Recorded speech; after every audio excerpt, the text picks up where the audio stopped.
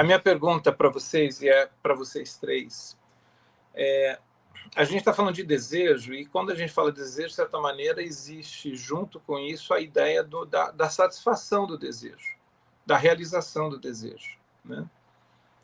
E eu estou pensando aqui, está me vindo a lembrança, aquela história que é narrada no Evangelho, capítulo 4 de João, que é o encontro de Jesus com aquela mulher samaritana. Eu acho muito interessante esse texto, porque ali eu entendo que é um texto com muita presença de desejo. Primeiro porque está falando de água, está falando de sede, né? Que a sede, de certa maneira, ela pode ser simbolicamente falar do desejo, né? Você tem fome do quê? Você tem sede do quê? Né? O que é que você deseja? E à medida que a conversa ali ela vai se desenrolando, me parece que ela vai pouco a pouco tomando consciência do que de fato ela deseja. E aí no final da história tem um detalhe interessante, que é quando Jesus fala assim, depois da conversa que ele tem com ela, fala da água, da sede, que tipo de sede existe. E aí Jesus assim, então vai lá e fala com o seu marido. Ela fala assim, eu não tenho marido. E Jesus fala assim, bem disseste, porque você já teve 5.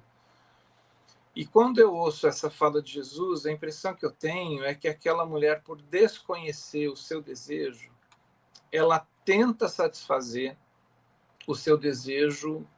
Eu falo assim, ela é na sede que ela tem, ela é uma bebedora de homens, né? Ela está tendo, enfim, relacionamentos, buscando, mas me parece que é no encontro com Jesus, num aspecto, acho que muito mais existencial do que religioso, ela tem uma virada de chave que ela percebe qual é a sede dela.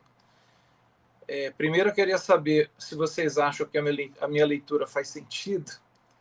E segundo, quais são caminhos para esse entrar em contato consigo mesma, descobrir de fato qual é o anseio que existe.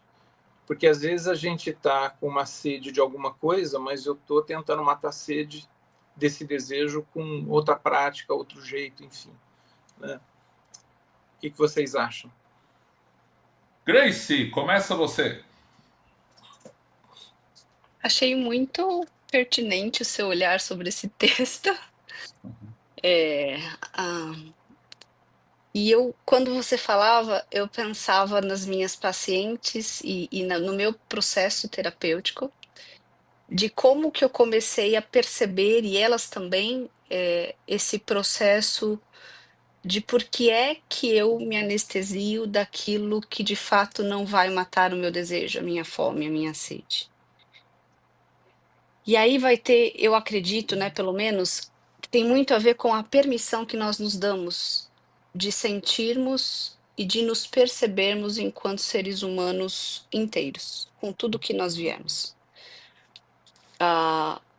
E eu acredito muito que muito dos pontos que a gente se confunde conforme vai se desenvolvendo sobre não entender o que queremos de fato, é porque as nossas emoções primárias, as emoções lá de trás, autênticas, estão muito feridas. Então a gente vai desenvolvendo disfarces ao longo da nossa caminhada que nos enganam, que nos deixam perdidos, e a gente precisa dessa questão dopaminérgica de eu preciso me conectar com alguma coisa que me traga um prazer, que me traga a sensação de estar vivo, porque só estar vivo não está bastando. Não me basta porque são meio que zumbis, a gente se torna zumbis de nós mesmos, né? Porque a gente fica anestesiado, caminhando assim. E eu acho que dar-nos uma chance para sentirmos as nossas emoções e entender o que está acontecendo de forma presente. Se a gente for olhar, qual que é um dos processos que a gente precisa entender? No dia a dia, as coisas acontecem assim, ó, e a gente não vê. Eu vou dar um exemplo que aconteceu, o Júlio sabe que eu gosto sempre de dar exemplo. Então, chegamos ao momento do meu exemplo, Júlio. No domingo, eu fui levar minha filha no show de K-pop. Eu nunca ouvi K-pop, fui com ela pra lá. Me diverti, foi muito legal. Num determinado momento, precisei mudar o horário de ir para o show. Eu estava marcada com um amigo que ele ia vir me pegar, que ele é Uber, e levar eu e as adolescentes para o metrô, porque ela lá no Morumbi. Para mim, Morumbi é perto só do Morumbi, longe pra dedéu. Tá bom, beleza. Eu precisei mudar por conta de fila e esqueci de avisar esse meu amigo que eu ia, eh, de outro Uber, porque não ia dar tempo. Ele estava na igreja, enfim. Cheguei lá, depois, tarará, tarará, eu olhei assim, peguei o celular. Ele estava sendo tão ríspido comigo, de uma maneira assim, eu entendo que ele ficou irritado, porque eu tive um compromisso e não avisei, era um domingo, ele precisou correr com o almoço da família dele, mas ao longo de entender os desejos, uma coisa que eu entendi do desejo é: eu não gosto de gritar com ninguém, que ninguém grite comigo. E eu não gosto que as pessoas já façam o julgamento sem me perguntar o que aconteceu. Porque a pessoa me conhece, ela sabe que eu não tenho a característica de falhar dentro de um compromisso. Ele é um amigo de 30 anos. Na hora, por conta dos meus processos de autoconhecimento, eu comecei a chorar. Gente, tudo bem, vocês vão achar, é muito absurdo esse choro, é muito absurdo. É, sim, não era para aquilo, porque não era sobre ele que eu estava chorando, nem sobre essa situação, mas é porque no meu processo terapêutico de desenvolvimento, eu nunca pude sentir tristeza na minha família. Mas eu nunca também pude errar, eu sempre tive que ser perfeita, eu sempre tive que aceitar para caber. Naquele dia na fila, eu comecei a sentir uma tristeza e um sentimento de inadequação. Fui pro meu adulto, pedi perdão pro meu amigo, paguei a corrida porque eu achei que era o que é justo e tá tudo certo, beleza, adulto resolveu. Mas a minha criança, ela estava precisando de acolhimento, de um abraço, de uma palavra, tá tudo certo, tá tudo bem errar, porque era o que eu nunca tinha recebido. Ótimo. Aquele momento durou 10 minutos, porque as emoções não vão durar muito mais do que alguns segundos até se elaborar e regular ali a questão emocional. Eu regulei, eu fiquei muito feliz. Por que que eu tô contando isso? Porque minha forma padronizada seria ter uma putz de uma raiva, responder com uma grosseria antigamente, falar: "Ah, mano, não quero mais saber dessa pessoa, lasque", sabe? E não era o desejo da minha vida. Naquele momento eu só queria ter sido ouvida e ter tido o direito de falar o que aconteceu sem ter sido agredida num primeiro momento.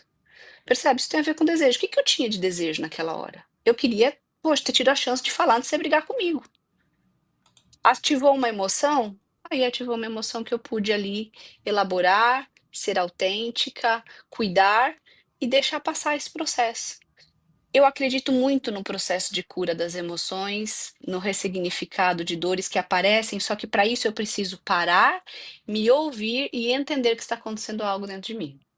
Porque senão eu nunca vou alcançar esse objetivo, porque eu só vivo no automático. Então, se ela passa, a energia fica, eu vou na minha anestesia. Sei lá, vou fazer compras, vou fazer alguma outra coisa do tipo, né, enfim, cada um tem as suas. Muito bem. Elaine, Eu acho sim que o texto que de João, João, né? João, né, gente? isso.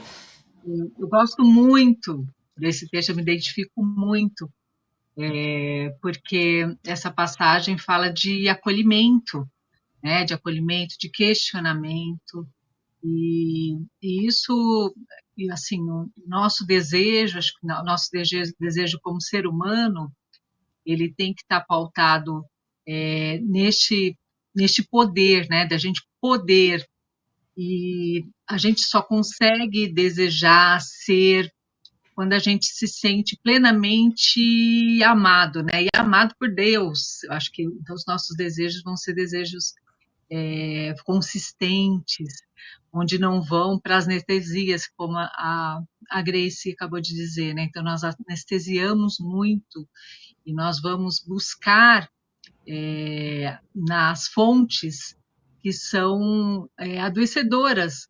Então, a gente, como pessoa, como mulher, por exemplo, a gente acaba adoecendo muito no sentido de busca, que através dos traumas que nós vivemos, né, das feridas que todas nós temos, né, todos nós temos, que vem das próprias referências de vida, mesmo no contexto familiar, nós que estamos no contexto cristão, religioso, então quantas feridas também não vêm, e aí a gente acaba se tornando aquilo que nós não somos, né? Nós nos perdemos, nós nos anestesiamos. E essas anestesias, elas podem vir, né? Eu, como sou muito dada tenho estudado bastante sobre a feminilidade, então acho que a mulher se perde muito na sua essência feminina quando ela se anestesia, né? Quando ela vai para a polarização, que é ou ser muito agressiva, muito grosseira, muito guerreira, então ela vai para uma energia muito masculina, ou ela vai para uma fragilidade, uma passividade.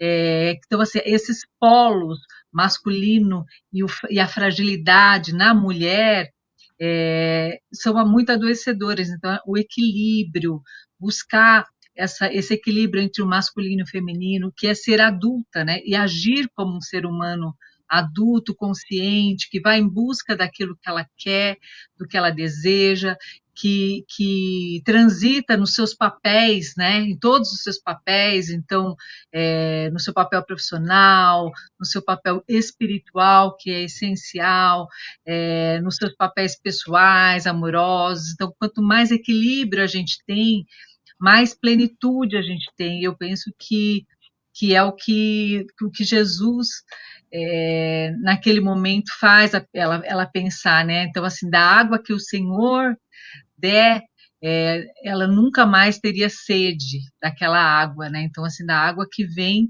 do nosso centro, né? Do centro da nossa espiritualidade, do centro de quem nós somos, de quem nós viemos para esse mundo para ser, né? E aí, então eu volto a falar da autenticidade, da integridade pessoal, que traz para a gente a saúde, né? Nossa saúde mental, emocional, espiritual, a saúde por completo. Muito bem. Adriane.